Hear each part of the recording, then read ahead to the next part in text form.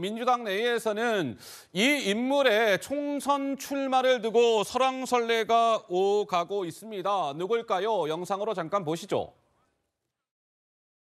망나니처럼 칼을 검찰이 쓴다면 그 칼을 뺏어야 되죠. 본인의 역할이 있지 않겠어요?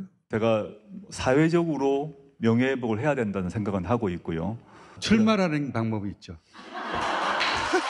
출마 안 하십니까? 한 사람이 자신의 소명과 해명이 전혀 받아들이지 못했을 때 비법률적 방식으로 자신을 소명하고 해명해야 될 본능이 있을 것 같고 비법률적 방식으로 저의 명예를 회복하는 길을 찾아야 되지 않나라는 것을 생각하고 있습니다.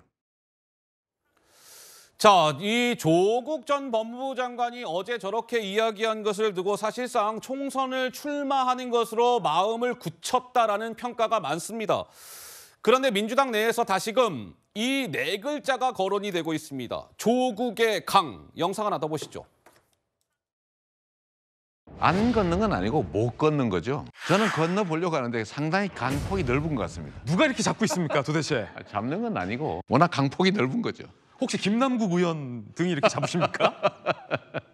재밌는 해석인데 안타깝지만 잘못은 잘못이고 수사가 예를 들면 불공정하게 이루어지면 그것도 잘못이다. 이렇게 얘기를 해야지. 그래서 제가 계속 사과드리고 있는데 사과를 아직도 완전히 못 받아들이는 거겠죠.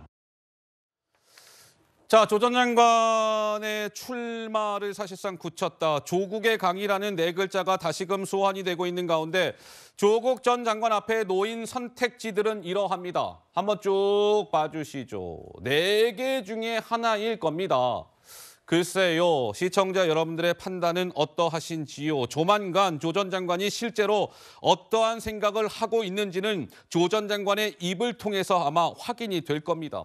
또 하나, 민주당 내에서 총선을 출마할지 말지를 두고 변수가 되고 있는 인물 한 명 더 있습니다.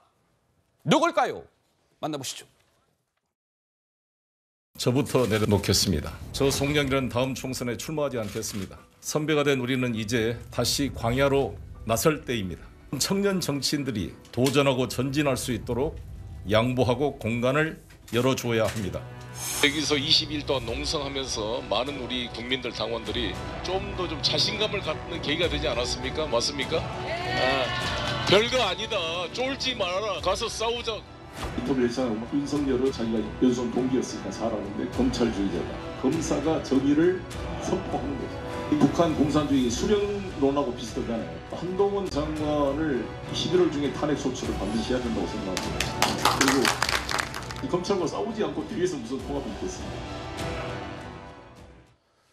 글쎄요, 조승현 부위원장님 보시기에는 어때요? 조송 저 두 인물의 출마와 관련해서 좀 민주당이 좀 속으로는 좀 난감합니까? 어떻습니까? 일단 제가 조국 전 장관께 직접 들은 얘기는 이렇습니다. 지금 출마설, 신당설이 다양하게 나오고 있지만 제가 조국 전 장관한테 직접 들은 내용은 재판 때문에 전혀 여력이 없고 거기에만 매달리고 있고 자기는 총선에 대해서 언급한 적이 한 번도 없다. 이게 제가 직접 들은 얘기이기 때문에 저는 그 말을 믿고요.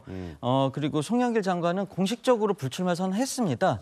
그 약속을 저는 지킬 거라고 보고요. 자꾸 이제 선거 때만 되면 조국의 강이 나오는데 그 조국의 강은 아주 폭이 넓고 깊고 물살이 엄청나게 셉니다. 근데 그 강을 우리가 못 넓고 있는 것은 민주당이라는 배가 낡았기 때문에 그런 겁니다. 정치인들이 기득권, 특권을 누리면서 정의하고 공정을 자꾸 말하니까 그걸 내로남불이라고 국민들이 규정한 거 아닙니까? 과거의 민주당 리더십이 낡았기 때문에 그런 거고요. 근데 그 배에서 조국 장관만 딱 침청이처럼 빠뜨려 놓고 가려고 하니까 배가 못 가는 거죠.